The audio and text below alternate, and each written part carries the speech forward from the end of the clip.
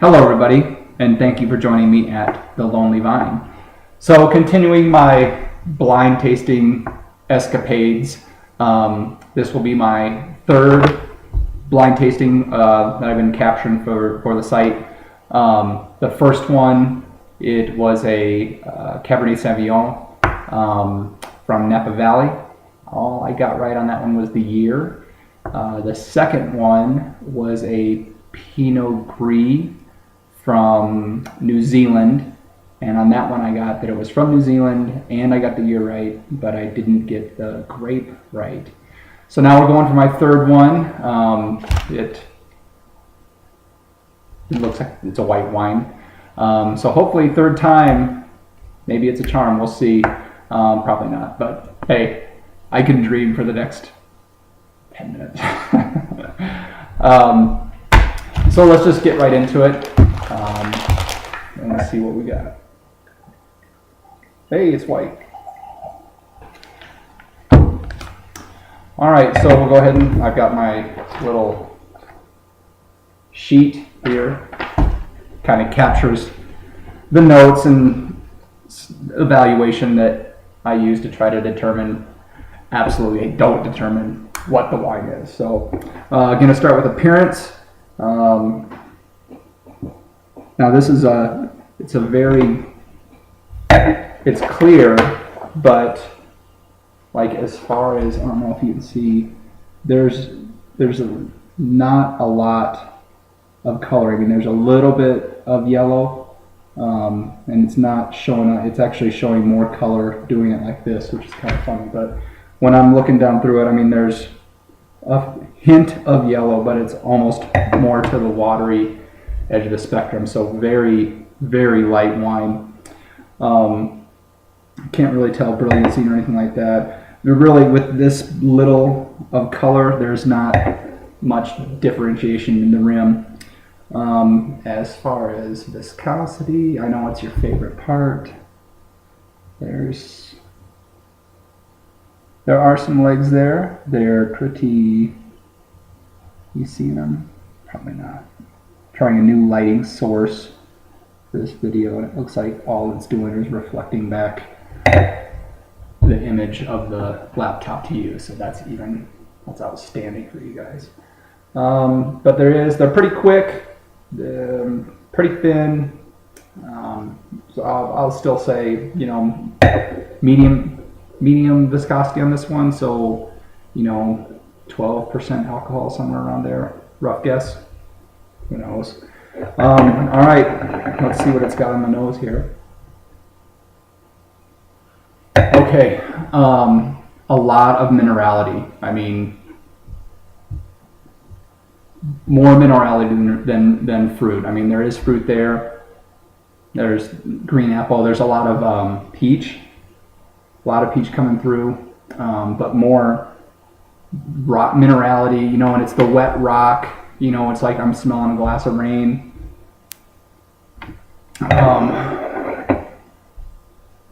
There's a bit of tropicalness to it. It's not like pineapple or kiwi or nothing like that, but there's definitely a tropical, what is that? Maybe even a little bit, I don't know. But definitely the biggest thing coming through is the minerality. So that right away is going to say, I'm looking old world wine. Yeah, minerality and peach. It's like it's raining out. It's raining peaches on the concrete outside. This is what I'm getting there. A clean nose. This is a youthful wine. It's not going to be very old. Medium. It's intense. I mean, there's a lot going on here. There's a lot of smelleration in this wine. I really like the smell. The nose, the bouquet. There is a difference between nose and bouquet and aroma. No earth, no wood. This hasn't seen any wood at all. I'm not picking any flowers, no spices, nothing like that. Let's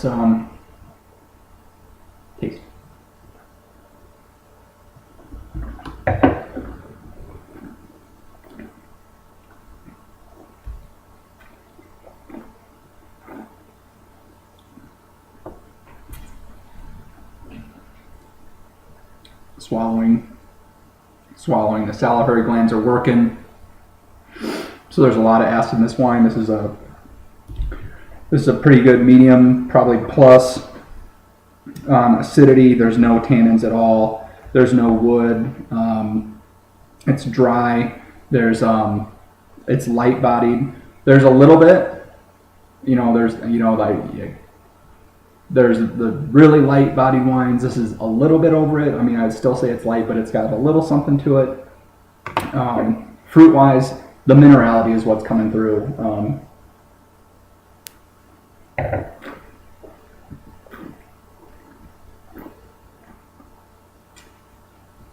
But it's over the mineral. It's just mineral. And then as far as what fruit is there, there's peach. There's a little bit of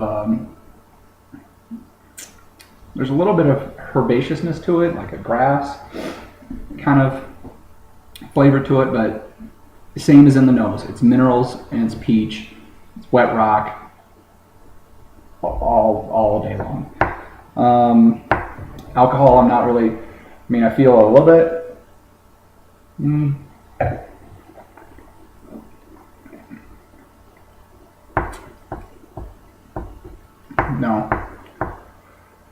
No. I'll say medium minus on alcohol. There is a decent finish to it. It's not. I've definitely had longer. I've definitely had shorter. This is right in the middle. There's also not a lot of complexity to it. It's a good serviceable wine. I don't know. This probably won't make it through the night for me, but what are you gonna do? It tastes good. So I'm just gonna jump right into it. I feel a little bit more comfortable because I like these kind of wines, so I have a good idea of what I'm tasting.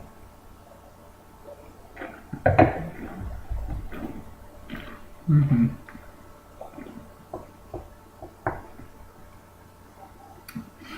And I guess I need some more. I'm just looking for one specific thing to try to narrow it down a little bit.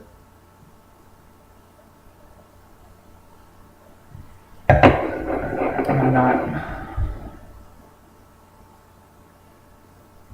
I was looking for a gunflint kind of smell to it, which I'm really not picking up at all. So I'm going to say this is an old world wine of moderate climate, grape varieties. I'm going to say Sauvignon Blanc. I said that on the last one and didn't fare so well, but I really questioned it last time. This time I feel pretty confident. I'm going to say it's from France. I'm going to say it's from the Loire Valley. It's definitely. I don't think it's from the Palais region, so it's I'm going to say Sancerre. Age range, I'll say it's just a couple years old. I'll say 2009, and that's it. Wow, I'm still under 10 minutes even. Let me get to the unveil and see how I did. Here we go.